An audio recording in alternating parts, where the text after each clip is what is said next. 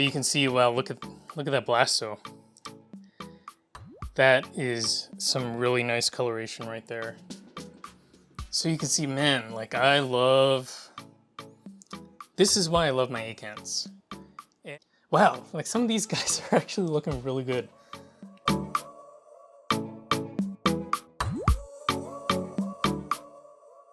Hello my friends, welcome to the September 2021 update of the 100-gallon frag tank.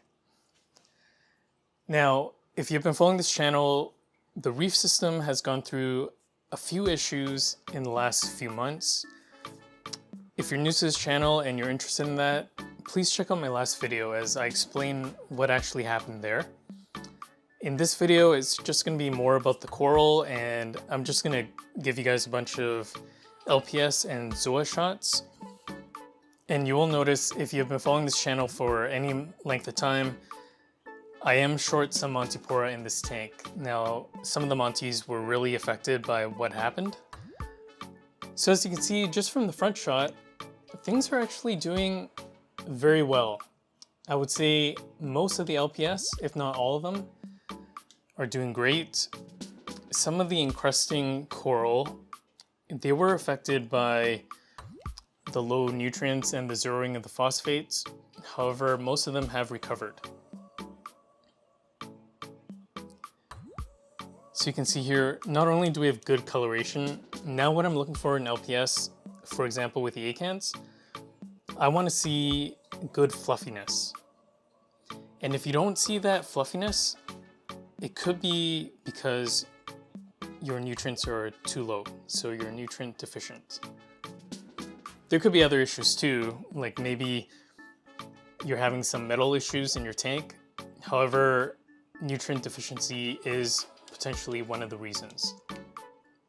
You can see here with the Bowerbankis, the blasto right in the middle there is looking really good. So this guy, I've grown him from maybe 2 or 3 mouths, and he's finally, like, he was really touch and go for the first 6 months, but you can see that's a 3-inch tile that he's on. So he's outgrown this tile. I've got to maybe put something wider underneath him, or potentially put more tiles around him. But no, I've thought about fragging my bowers, and I don't think I will.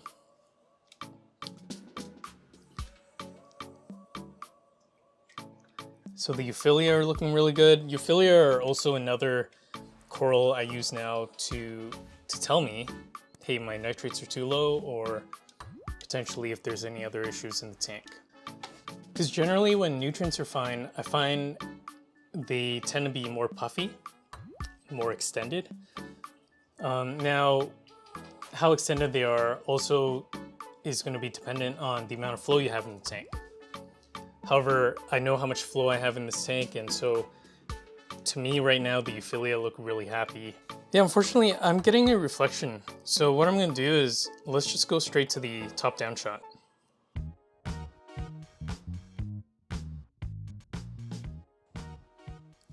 We're starting from the front right of the tank. Here are the Bowerbankis. Now this area is a bit more shaded. There's a bit less light, so it's going to be a bit dimmer. But you can see, wow, look at that blasto. That is some really nice coloration right there. Here's a Bowerbanki, the war paint bower right here. So here's the thing, if you're new to this hobby, there's a lot of grafted coral out there, but you don't often see such even grafting, especially at home when it's grown out from a small frag. Oftentimes what happens is one color kind of grows dominantly, and whereas you see here, like I've got a lot of banding going on. So nice red banding throughout the coral. This is a really nice specimen. This is just an orange bower. You can see around the mouths, you got a bit of white highlights. And this is a bower, this is probably my longest bower that I've had. Probably 3 years, 3+ years. You can see it's not growing very well. I think it really did get affected by some of the issues I've had over the years. And it has grown because it started out as one mouth. But now you can see that it is, it's got a lot more mouths just on the side, and that is a 3-inch disc that it's on. So it's getting there. So this is kind of like my first rack. Let's look in the back here. So I've got this Bowerbanki. Excuse the angles here. Okay, so here are some of the really nice Discosoma that I have. Now these aren't, yeah, a couple years ago, we had some really popular, I believe they were Discosoma, but eclectus mushrooms that were basically,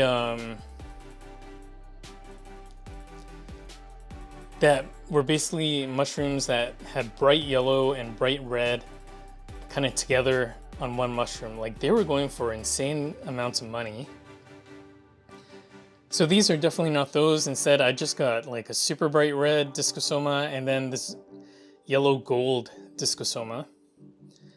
And I just grew it out in this little container here. And the reason I keep them in here is because at least Discosoma are really strong. So if they touch any LPS, the LPS will die. At least the flesh that's touching these guys. Here's some chalices. That's an alien eye in the top right. Bottom left is my mummy eyes. And then middle top is the Miami hurricane. And then we're going to get to some of the euphyllia here. Now these are all branching types. I moved all my wall hammers. Over to the new Nuvo 25 nano tank. A lot of branching frog spawn. I like my frog spawn and octospawn. I also really enjoy my hammers. So this is a branching yellow hammer. However, its growth is kind of weird. Like, it's the branches are definitely not easy to cut. Whereas if you look down here, this is a gold hammer, so branching as well, but it's much more branchy. Whereas I would classify this guy more between branching and a wall. So it's not a wall hammer. However, the branches, it doesn't have super long branches. So yeah, really interesting growth pattern. Really difficult to frag. I've only fragged him once before. Here's another Bowerbanki. Yeah, so here's another one that's grafted. He's not done well for a real long time. And I would say in the last couple months, he's finally come around. And also, when we're going through this, take a look at the zoas, because I've never had very much luck with zoas. And I think it's all to do with nutrients, specifically nitrates and phosphates. So I've been working last month on trying to get everything back into balance, not just into balance, but getting nitrates and phosphates detectable. Now my phosphates have normally been detectable, but not my nitrates. Okay, so here are my 2 Wilsoni. I used to have 3, one of them died. They are on 4-inch frag discs. So I think between the two, this guy's probably got the nicer coloration. Unfortunately, no green on them, but you can see here, they're both doing really well. So that's kind of like my first rack in the back. And then we're going to, this is the second rack in the middle. This is where most of my frags are. So out of this entire tank, most of my frags are just on this little tiny rack. So here's some, I've seen it called watermelon favia. I don't know what kind of favia it is, but you got 2 colors that are highly fluorescent. It's a it's a winner in my books. Here are some grow out pieces. You got UC Fascination Favia right in the middle there. that's kind of like yellowy orange. And then to its bottom right there, you got Darth Maul Parites. Down here you got some Cephastria and then some Zoa growouts. In the middle there is a Bling Bling Cephastria. I really messed up when I was fragging him. I ended up fragging him dry and all the frags died. But thankfully these guys are alive, they're doing good. In the middle there, Miami Hurricane Chalice. And to the left, there's one of those bright red Discosoma frags. In the middle, there's Berserko Cephastria. So some, like I mentioned before, some of the encrusting coral, they were affected by the zeroing of phosphates. But if you can see, there is some green there, and that green signifies growth.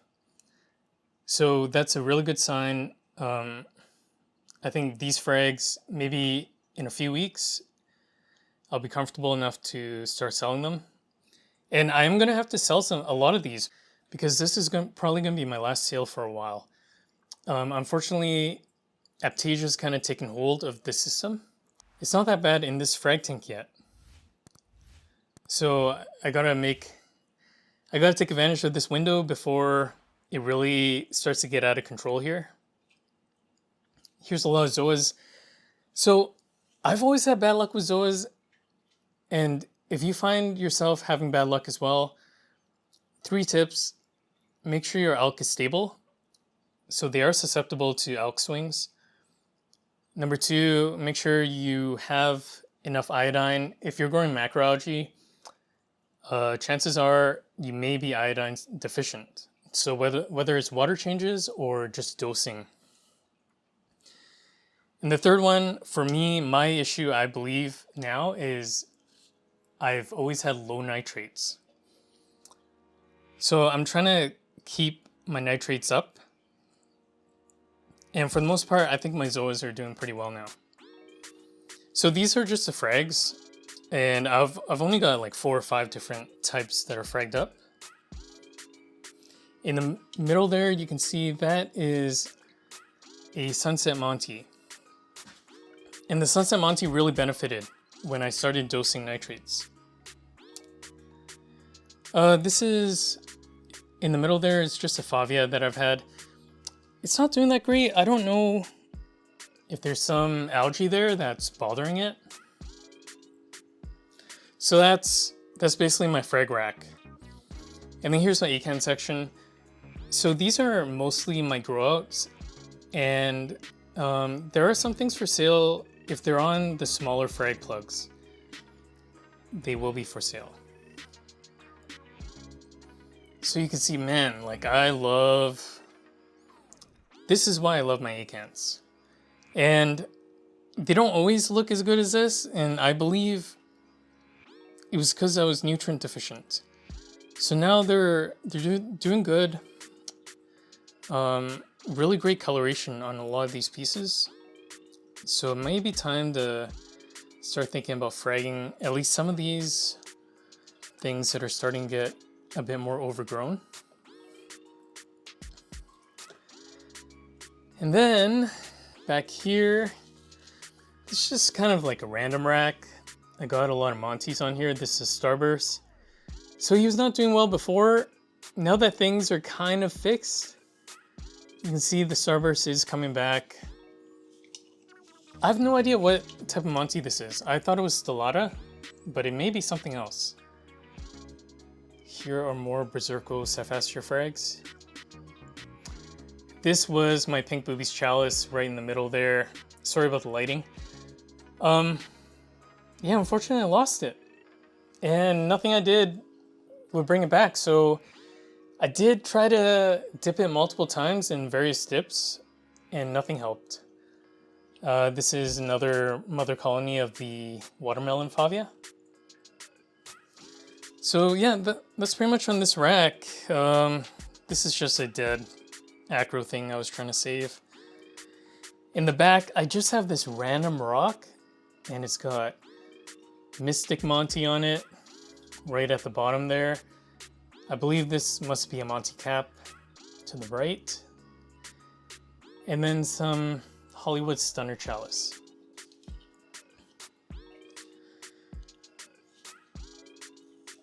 So finally, we are getting to, this is the last big rack that I have. This is right in the back.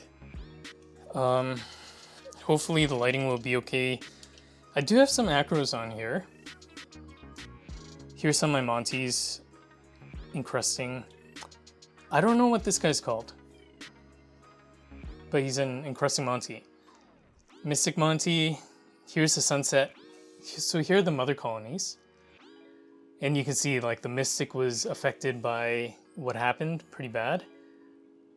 And then here I have some Space Invader Pectinia. Jack-o'-lantern Lepto. Here's my mother colony of the Space Invader Pectinia. It's just a bit too close to the surface, so I can't get a full shot. Here's another container. I'm growing some Tyree toadstool mushroom. I'm growing some Tyree toadstool frags. Some of the acros. The acros were badly affected by the phosphate issue. This is, I believe, Christmas Monty. So Christmas Monties were affected, but they're coming back. This is a Forest Fire Digi.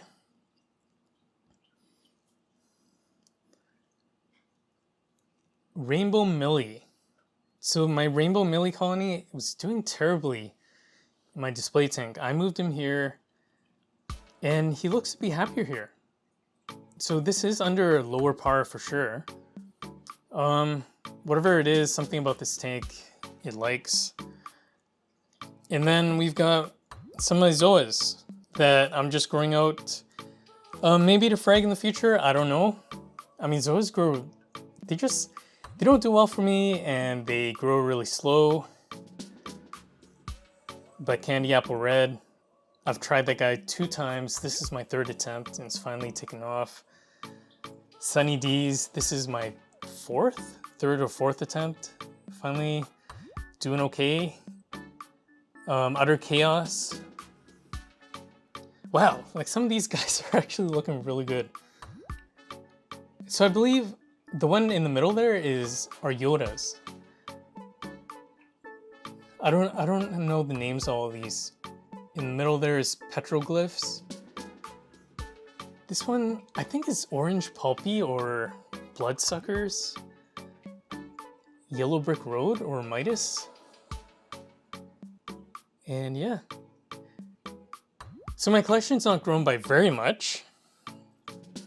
In terms of zoas, orange oxides to the left there, and I think middle right are rastas. And then I've got more here. I think these are blue-eyed blonde, I think. But in this colony specifically, I've got feather duster worms. Like little small ones. Oh, you can see, look at all those Aptasia. I've become an Aptasia farmer. Okay. So, I hope you guys enjoyed this video. I just want to share all the coral. I think the tank's actually looking pretty good. So I want to take advantage of that just to share with you guys that at least this tank, most of the coral here, they were not too badly affected, if at all, by what has happened. So if you enjoyed this video, if you like videos of coral, you're in luck because that's pretty much all I do, and you should hit that subscribe button and the thumbs up button and you should hit that subscribe button and the notification bell because I'm gonna continue posting videos of coral. And don't forget to hit that thumbs up button for the YouTube algorithm. As always, take care. I appreciate you taking the time to watch this video. And in these times, of course, take care, stay safe. I will see you in the next one.